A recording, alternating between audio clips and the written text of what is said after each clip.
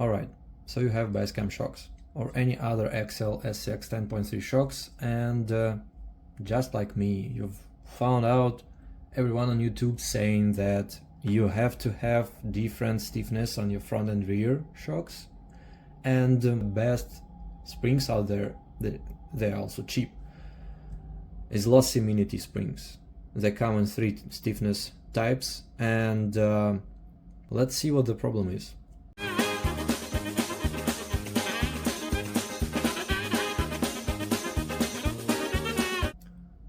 First issue is that mini T springs come like this, they go inside and they go on top of the board easily.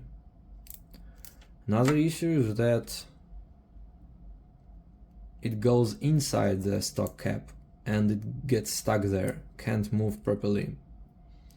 Moreover, if you go with this shock setup and you fit this inside, it's gonna limit your movement heavily, because the spring now goes between the board and the cap. What do we do? Well, there are options. You can go and buy 3D printed caps that go on top here and that go on top of this piece, and they fit these springs greatly.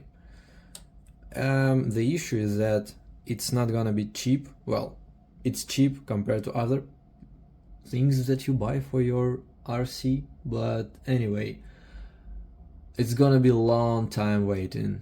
So what do?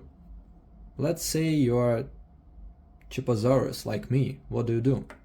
Let's go to the stationery and let's hunt. We will need this. We will need this. Probably your wife has it.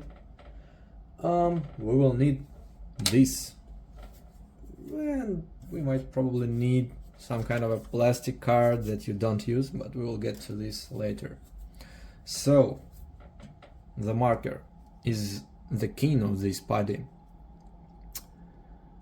We need to find a marker that fits the spring, and yeah, I spent some time like an idiot at the stationery shop fitting the spring on top of different markers.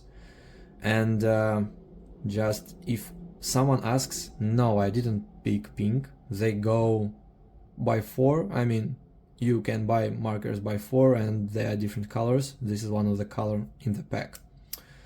Okay, so you cut this out, you cut this out, you get this, and you get free marker. And this goes on top of this part easily, like that. Okay, seems we have some kind of solution to the bottom part. What do we do with the top one? That's where we get our card, we get our scissors.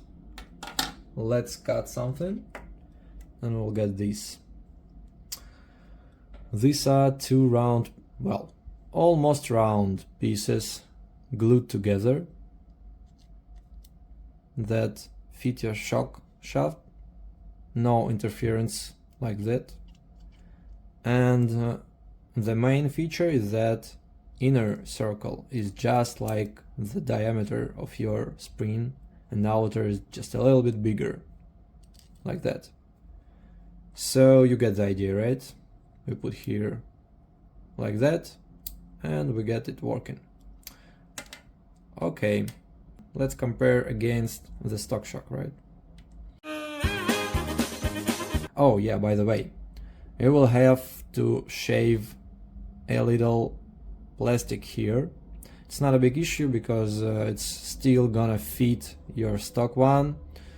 You have a screw here, so you can tighten it enough to stop movement, but it's, in my opinion, it's not an issue, right? So you can get back to your stock springs anytime.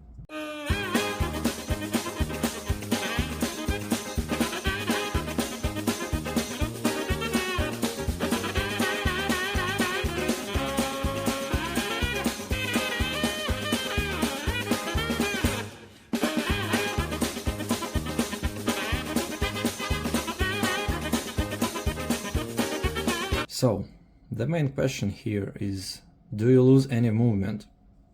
As you have seen, I've removed the plastic piece that restricts the movement of stock form, and I think everyone is gonna do that anyway, so it doesn't make sense to measure with it in place. Let's see. Fully compressed without the limiter, we have something like 64 millimeters. And let's see, here we have modified form, works like that. It's gonna be 65 or so millimeters, like, well, yeah. So it's gonna be like 2-3 millimeters difference in the movement, which I think is fine. However, one can say that there is an issue with the top cap, and I see it, that it might interfere with the movement of shock. Well, what can I say? You're a smart guy, right? You can go to the stationery again and make something different. For instance, all you need is to increase the diameter here, so your spring would fit this bottom of the bore and then stop moving. It's not gonna interfere with the shaft in any way, and you will get your 2 millimeters back, right? I'm happy with how it is at this point. I'm gonna fill these shocks with oil, put it onto the rig, give it a try and see how it works. See you next time.